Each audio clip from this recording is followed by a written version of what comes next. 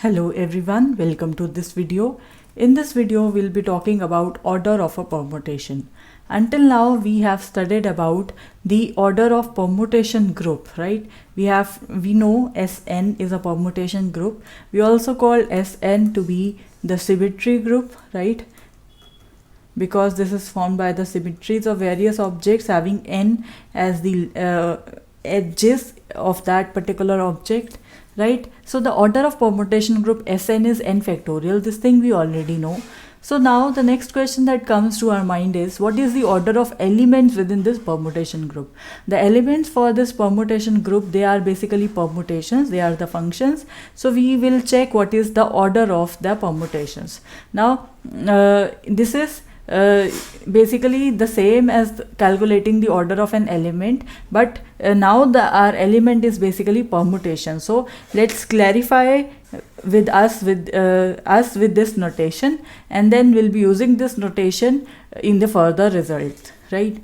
So the order of permutation, suppose we have the permutation as alpha, so it is basically how many times you will compose this permutation alpha in order to get the identity permutation, correct? So that means by composing a permutation, we means taking the n power of the permutation. So alpha to the power n, that is equal to identity. That particular n would be your order of permutation, and this should be the least among all of them, right? So as for an example, suppose we wanted to calculate the order of permutation. Now this permutation is given to us. So let's see how many times we have to multiply this particular permutation by itself so as to produce the identity permutation, which maps 1 to 1, 2 to 2, 3 to 3 and 4 to 4, right? So let's start by multiplying it once. So we have alpha square, so alpha into alpha, we have copied down the contents over here. So you see how we multiply it. We first of all write the entries 1, 2, 3, 4 here. Now corresponding to 1 we have 1, and for 1 we have 1. So here we have 1. Next for 2 we have 3, and 3 we have 4. So 4 is the answer we have written here. Next for 3 we have 4, and 4 we have 2. So that means we have 3 for 2. Then for 4 we have 2 here, and for 2 we have 3. So here we have 3. Obviously both of them, they are not equal to each other, hence we have to multiply once more. So let's see what do we have as alpha raised to power 3. So that means we have to multiply alpha square, the permutation alpha square, with alpha. So the alpha square that we obtained here is the permutation this one, right? And alpha we have this one, right? So we have written down the contents here, and let's see after multiplying what do we have. For 1 we start from here, 1 maps to 1 and 1 maps to 1, so we have 1 here. For 2, 2 maps to 3 and 3 maps to 2, so we have 2 here, right? 3 maps to 4 and 4 maps to 3, so we have 3 here. Then 4 maps to 2 and 2 maps to 4, so we have 4 here. So you see we have 1 for 1, 2 for 2, 3 for 3 and 4 for 4, right? So this is the identity permutation because it maps all the numbers to themselves. So therefore when we have alpha multiplied 3 times, so we have the identity permutation with us. So therefore the order of this permutation is 3.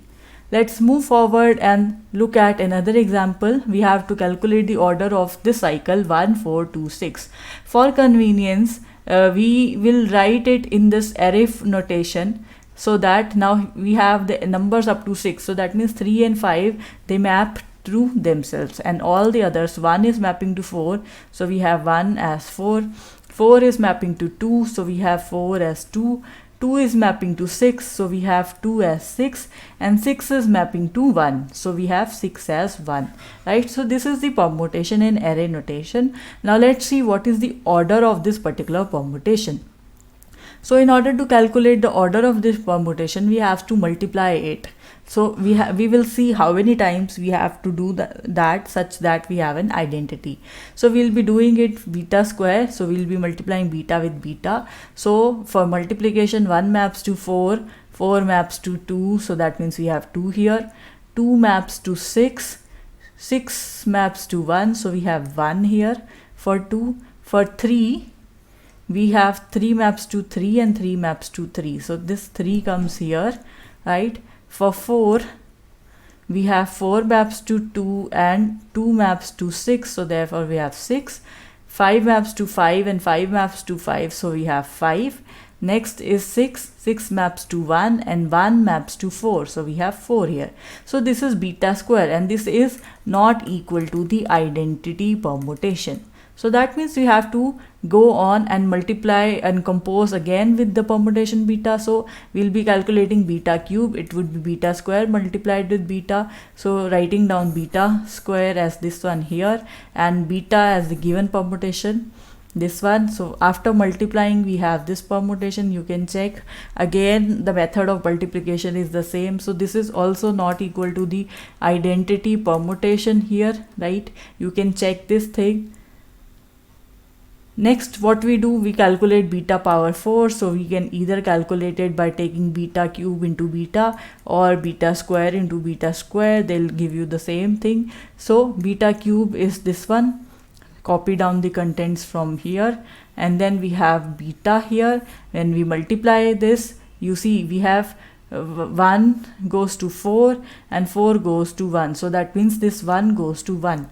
Right, so this is what we have written. Similarly, for the element 6 here, 6 goes to 1 and 1 goes to 6. So that means this 6 goes to 6. So that is what we have written here. Similarly, for all other elements, you can multiply and check.